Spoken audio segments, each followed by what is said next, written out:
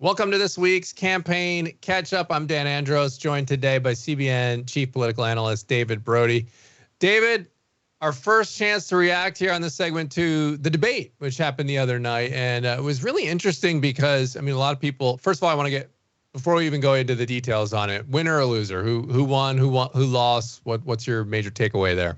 I mean, no-brainer stuff, right? I mean, it was a masterclass by J.D. Vance. I mean, there's not even a question. I mean, it was like if you're kind of comparing it to hotels, it's like J.D. Vance was the Four Seasons and Tim Walz was Motel 6. I mean, it was like that. So look, he was able to articulate the MAGA message in a way from an intellectual standpoint, from a great policy in-depth standpoint.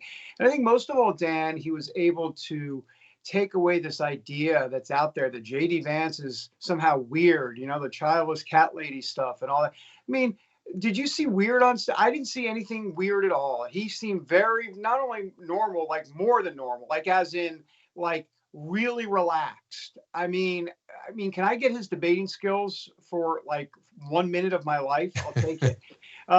And so listen, I can go on and on, but the bottom line is he did the campaign a service, not a disservice. And as for Tim Walz, I mean, he got better as it went on. That's as much as I can say positive about it. He looked really nervous at the top. Really, I mean, he flubbed the Israel-Iran stuff at the top. He never answered the question, and he flubbed the line. Then later on, he was talking about, and I know what he was trying to say, but he ended up saying, you know, I became friends with school shooters, which was just disastrous. That's ridiculous. And then the Tiananmen Square answer was just horrible. I mean, he was caught in a lie that he wasn't in Hong Kong at the time of the Tiananmen Square massacre. And yet, rather than just saying, like, you got me, you know, yeah, I was wrong, he called himself a knucklehead.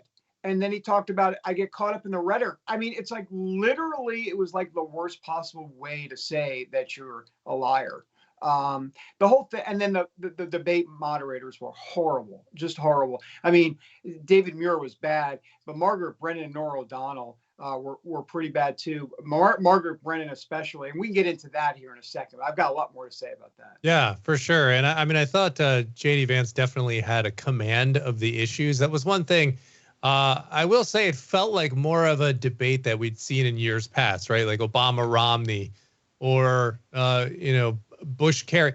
Just these debates where like, yeah, you're trying to get in really tough points and observations and critiques of your opponent, but there seemed to be an underlying civility to this one, which I thought was very interesting because it seemed like both candidates were trying to do that. What did you make of that? Because to me, it seemed very clearly intentional. Well, it was very refreshing, and I think it was intentional on J.D. Vance's part. Let me start with J.D. Vance. Look, he came into this debate knowing that there were these kind of this mantra, this stereotype of him as kind of being weird and just this idea that, you know, he was a horrible pick and everything. And I think he wanted to show that he's not this mean ogre, that he's not this kind of like crazy guy. And he came across, I think on purpose, he was trying to be more empathetic and compassionate. And he is. I mean, I think that was the real J.D. Vance. I don't think he was putting on an act, but I think he led with that. I think that was important. I think Tim Walz was really more doing it as a reaction to J.D. Vance. In other words, if J.D. Vance had gone nuclear and gone, you know, off the rails as it relates to trying to have a fist fight in there, Walz probably would have reacted the same way. So I'm not giving Walz too much credit for it. Walz is kind of an all shucks kind of coach guy. I mean, he is kind of like a Midwestern guy. So that was authentic. But I think Walz matched what J.D. Vance was putting down. In other words, if a guy's going to be giving you a compliment all night, how many times did he compliment Tim Walz? If you're going to compliment this guy so often, it's very hard to be, antagonistic towards him. So I think J.D. Vance set the tone. Yeah, it really did. And let's go back to the moderators there, because there was a promise not for them not to fact check beforehand, and then we talked about it ahead of the debate on this segment here about how we didn't think J.D. Vance was going to let that slip by if it happened, and they did call him out. They did try to fact check him, and he did respond kind of forcefully to that. But I'm interested to hear kind of more on what you thought, how the moderators maybe fell short in your view. Well, they always wanted to have, I said, let's be honest, it was Margaret Brennan mostly. She always wanted to have the final say. In other words, J.D. Vance would give an answer, and then Margaret Brennan would do a clarification, like because she's the anchor of record or the reporter of record, and then move on. Like, who are you to have the last say? Well, why is your word the final determination? And that's why J.D. Vance pushed back and said, well, hold on for a second. You can't just like drop that part about the immigration proposal as it relates to the Haitian migrants in Springfield, and then just move on. And so that's why J.D. Vance pushed back, and he was right to do so. And then, of course, Margaret Brennan was like, well, thank you for the legal clarification. Right. So kind of condescending. So condescending. He was making a very important point. And by the way, she kept saying we need to get on to other pressing issues. Really? Really? It's a debate. Give me a break. You're in the middle of trying to figure out something very important. I just thought it was horrible, just horrible. And that's not the only one. But then Tim Walz, there was never any fact check or any sort of clarifying statement with Tim Walz at all. And one last thing is that, well, I kind of forgot my train of thought, but I'll eventually figure it out. But bottom line is Margaret Brennan just did not do what she should have done. Oh, I understand. I'm sorry. I remember. Sorry, I'm having a little Joe Biden 60-year-old moment there for a second. They cut the mic on J.D. Vance. They literally cut the mic. I mean, talk about like bias. I mean, why are you cutting his mic? He was in the middle of explaining something. That was not the time to cut his mic. Just horrible. Well, and I think the subtle thing too, which is always something to keep in mind, is the topic selection. Right. Once again, we had no mention of the 2 assassination attempts on one of the major candidates here in this election. You don't have that. And then there's this, again, a focus on January 6th. And again, turning into climate change out of the gate, like these very partisan leftist issues that get put on the table. And then other more important issues get less focus or no focus at all. Well, and Dan, I'm glad you brought up the climate change thing. First of all, that was the second question. And let's be clear, that was in reference to Hurricane Helene. So hold on for a second. First of all, why are we talking about climate change in the second topic, number one? But number two, why is the question not geared towards Tim Walz to say, why wasn't Kamala Harris on the ground in Helene? Or what about FEMA's response or the federal government's response? Or none of that. That's the big story, that Kamala Harris was at a San Francisco fundraiser while this was all going on, and Donald Trump was on the ground. And so that wasn't brought up. So they take the hurricane where people are suffering and hurting, and they turn it into a climate change question. They could have asked a question about where's the money for folks down in these states when you're giving $8 billion to Ukraine, X, Y, and Z. None of that was asked. It was all about climate change. So there was just so much more, it was sad to see. It was sad to see. All right. So, and again, I mean, not entirely surprising, unfortunately, with the way, mainstream media has sort of behaved on these so far. There's a couple of big issues happening right now, David, that could have a huge impact on what happens here in November. One is the Middle East. So clearly this is another indication here of the world just being on fire during the Biden-Harris administration. And J.D. Vance, I thought in that debate, did a good job of drawing the distinction between, well, here's what it was like while Trump was in, and look what's going on now. This war seems to be escalating. Israel's obviously promising to respond here to what Iran did the other day with the missile attack. How do you see this impacting the election? How are both candidates going to position this? Well, it clearly hurts Kamala Harris because when you say the words that you just said there, Dan, world on fire, that's not good for the administration, whoever it is at the time, whether it be Republican or Democrat. So it's not good for them. Will it hurt them? Maybe a little bit at the margins. And why I keep always saying at the margins, maybe, because I really believe, Dan, that the cake is baked already. I think people, for the most part, have made up their mind. Yes, there are undecided voters. I got that. But there are very few. And even though it would be won at the margins and undecided voters will play a role, I think this is really about getting out your base.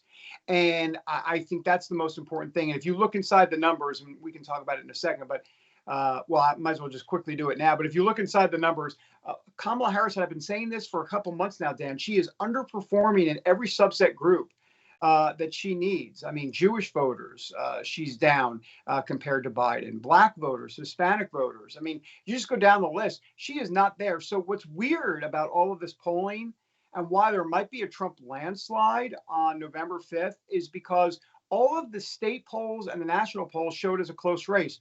But the demographics tell a much different story. Much different story. If she's going to actually, if those numbers hold up, and her base doesn't turn out, blacks, Hispanics, Jewish voters, she's going to lose, and she's going to lose by a lot. And Trump could sweep all 7 battleground states. I mean, that's the reality of how I see it if these numbers hold. We'll see if they do. And Laura, Trump told you that as much when you talk to her that Yes. that's what she sees happening. So again, I mean, at least on the polling, it's close, but we'll see if those things shift. Like you said, it's not going to take much. I mean, it'll be close either way. But if a couple of those things are just in the wrong direction for one of the candidates, I mean, yeah, it could start falling a lot of electoral votes going to one side over the other. So let's talk about Jack Smith. I mean, we had another one of these filings. It's kind of crazy. We kind of joked on this segment about how much stuff is happening. You almost forget about all the legal things that have been thrown at Trump here. So what do you make of this? We're 33 days out.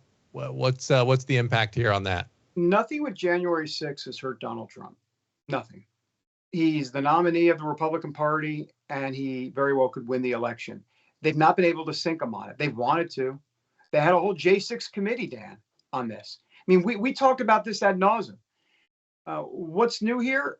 Maybe a few details here and there, just about how Trump maybe looked a little bit like the strong arm guy and wanted to dispute the elections and told Pence certain things. And there are a few other details, but honestly, nothing that's going to be earth shattering to the point where I think voters are going to change their mind on Trump. Now, having said that, it's bad optics for Trump, there's no doubt. And it may sway some undecided voters for sure to remind them of what Trump's all about. But they know what Trump's already about. So is it an October surprise? Yeah, I guess technically it would be an October surprise, but maybe it's a shameful October surprise. Why in the world are you releasing this in the month of October before an election? Now, the Democrats on the far left will say, well, this information needs to come out before the election so people can make up their mind. But the problem is that type of information to be released right before an election shows right there that there's some sort of bias. Again, there's a bias towards Donald Trump in what they call the deep state, right? The bureaucrats and the elected officials and the judges and all of the type of stuff. So this just plays to Donald Trump's narrative that they're out to get him. And that has stuck. I mean, whether or not you believe Donald Trump or you don't believe Donald Trump, that really doesn't matter at this point. The bottom line is the narrative has stuck that the government has been weaponized against Donald Trump. You can make the case about Butler, Pennsylvania, and the assassinations and all that. It just has. And Trump is very good at defining the narrative. It could because he hammers the same point over and over and over again. And once again, true or not, and I think most people will make the case that support Trump would say it's all true. But either way, true or not, it's out there and it's defined, and this is who he is. So I don't think it's going to ultimately have an effect on the race at all. I do think it's not a good day for the Trump campaign when stuff like that is released. But once again, just to drill down, because I've read some of it, I mean, it's long, but I've read some of the affidavit. Look, Jack Smith makes the case overall writ large that Donald Trump was purposely taking steps to subvert democracy and not leave office, in essence, is what he's saying. And then he mentioned specifically that 1 hour speech on the Mall before January 6th happened. And I get back to this idea that if you're going to bring that up, then look, you've got to say the part that they don't say, which is that he said they would march peacefully and patriotically to the Capitol. That's what he asked them to do. How does a guy who wants to foment an insurrection tell the insurrectionists to march peacefully and patriotically to the Capitol? Someone has to explain that to me. No one has explained it to me. Not only that, Dan, that wasn't in anything that Jack Smith and his narrative suggested in the affidavit. That was never brought up in the J6 committee. None of that, Dan. You know what else wasn't brought up in the J6 committee? The fact that Trump did indeed ask for National Guard troops that day. So you tell me how someone that's fomenting an insurrection is actually wants the National Guard to be there, so there is not an insurrection. It doesn't compute. I think Americans are smart enough to realize this is politics, and I don't think it'll work. Yeah, and look, JD Vance was asked that during the debate, and he said, "Look, I'm not looking back." And he said something to the effect of, "Look, what happened on January 20th? He handed over the power." So, right.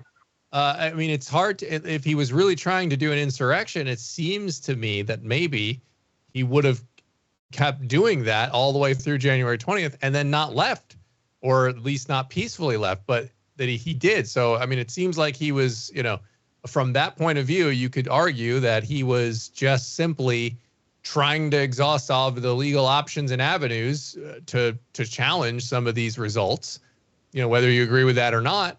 And then he moved on. I mean, I thought it was an interesting point by Vance, and I haven't heard Trump say that yet, but Vance did articulate that, hey, what happened on January 20th? He left. Right, 100%. And that's the bottom line. Like, how many insurrectionists do you know out there that say, let's go, let's go, let's go? And never mind, I tell you what, let's just pack it up. Let's just pack it up. I mean, come on. I mean, and once again, I think the point here is that while the CNNs and others of the world and the far left of the world look at this and go, Trump's the worst thing ever, I think regular, ordinary Americans, hashtag 7 battleground states, look at this and say, politics as usual. And they've overplayed their hand. And to the point where it's actually, believe it or not, this sounds really strange, but it's actually a benefit to Trump. I really do believe that. I think they've overplayed their hand so much and try to vilify Donald Trump so much. Like, for example, can you make the argument that Donald Trump had a role in kind of mucking the stuff up and kind of, on January 6th and kind of like, setting it to boil a little bit to a degree? Sure, you can make that argument, but they don't make that argument. They make the argument that he was literally an insurrectionist and he was leading a revolt of his army. And that he's the worst thing ever. They've played it too much. They've overplayed their hand, and I think it's really going to hurt them. The left, that is. All right, so we're in the home stretch here, as I said, just over a month to go. Where are the candidates campaigning right now? Which states are they? I mean, we obviously know the battleground states, but you can only be in one place at one time. Where are they hitting right now? Well, look, the easy answer is to just say all of them, but let's get specific. It's the Rust Belt, Michigan, Pennsylvania, Wisconsin, specifically Michigan and Pennsylvania. Those are the two big prizes of the 3 in the Rust Belt, right? Pennsylvania has 19 electoral votes, Michigan 15, Wisconsin 10. So Pennsylvania, Michigan, I think, are the 2 states to watch, and where they've been spending a boatload of time. They're spending time in all the states, but those are the 2 big ones. And look, I think ultimately, Dan, to kind of boil this down, it gets pretty simple. If Kamala Harris wins all 3 Rust Belt states, she's probably 97% going to be the next president of the United States. That's bottom line. So on November 5th, if you see her winning, or November 5th, it could be November 7th, 8th, 9th. Right. Let's pray not. Let's pray not. Oh. But if she's winning all 3 Rust Belt states, and she does win, it looks like she'll probably be the president of the United States. Now, having said that, she's got to sweep all 3. If Donald Trump loses 1 of 3 Rust Belt states, or 2 of 3, even 2 of 3 Rust Belt states, in other words, if Kamala Harris does not win all 3, Trump's got to play. Trump's got to play big time. He can win in the Sun Belt. He can win in Arizona and Georgia and North Carolina and Nevada. And by the way, Nevada, let's remember, 6 electoral votes there. It went for Biden in 2020. That's a key 6-vote swing potentially. There's other places as well, New Hampshire with 4. So Trump has a more fluid map, if you will. He's got a more advantageous map coming into election night. He's got more options of how he can win. Kamala Harris doesn't. If Donald Trump wins 2 of the 3 2 of the 3 Rust Belt states, if Trump wins those 2 of 3, it's over. I mean, it's just over. I mean, because unless, of course, Kamala Harris sweeps all 4 of those Sun Belt states. But look, if Trump is winning 2 of the 3 Rust Belt states, I guarantee you she's not sweeping 4 of the Sun Belt states. It's not going to work that way. So bottom line is, I see Pennsylvania and Michigan as the 2 key states here. Yeah. And lastly, this port strike that's going on, if this thing continues, that could really wreak havoc on the economy. People are already dealing with high prices on things. That could make it worse. Do you see this thing continuing to go on? And if it does, again, obviously, how does that thing play out here with the two candidates? I think it is still going to go on. And I think in about 3 or 4 days, let's have a conversation when we start to feel the impact of it. I think people will feel the impact of it, whether it be at grocery stores or other places around the country, different retail outlets. So, yeah, I think that'll be a factor. But I'll go back to the cake is baked situation. I truly believe that, technically, would this help Republicans and Trump and all that? Sure. But ultimately, look, I think voters pretty much have made up their mind. I think now it's just a matter of like, okay, voters have made up their mind. But you know what? If it's 41 degrees and pouring rain, am I going to really go to the polls that day? Am I going to bring a friend with me? Am I just not going to vote at all? I mean, so remember, we always talk about likely voters. It doesn't mean certain voters, and there's a big difference. And so that's why we will compare, after November 5th, Dan, we'll compare all of these polls that we heard about as opposed to what actually happened on election day. We'll see. I'm not convinced these polls are entirely accurate. But then again, that's what the plus or minus is there for. Right. They could be 4 points. They could be 8 points off, Dan. They really could. I mean, this could be a landslide. I don't see Kamala Harris winning in a landslide at all, unless abortion all of a sudden becomes the number one issue. And we haven't talked about the Melania Trump stuff today, but we can talk about it next time. But go ahead, Dan. No, I was going to say we should expand on this next time, but that's another thing. I thought JD Vance, I've seen some articles, people responding to how he addressed the issue of abortion. Obviously, Trump has sort of moved to this position of it's a state's issue, but I have not heard a prominent Republican take sort of the angle that JD Vance did, which was sort of, hey, we need to win back trust on this issue. And I thought that was an interesting way to do it rather than just try to argue the points. And from what I've seen, at least from reaction from some analysts and stuff, is saying that, you know what, that may actually be working. They might actually get a little traction on that message. So yeah, we got like we've got work to do. And he kind of argued the whole pro-family womb to tomb, argument, if you will, which Democrats do all the time. They're like, why is it just about abortion? It should be womb to tomb. And I think that might be able to suffice, at least politically in the short term. But long term, Republicans really need to go back to the drawing board and figure this out. Yeah. All right. CBN Chief Political Analyst David Brody. We are in the home stretch here on the election. So we've just got a couple more weeks of us doing this segment until, and we'll be live on this CBN News YouTube channel and on the CBN News channel as well, all election night. David will be there, and we'll have all the results as they're coming in and everything else, so make sure you bookmark that. But appreciate you. In the meantime, as it all ramps up, David breaking it all down for us. Thank you. Appreciate it, Dan.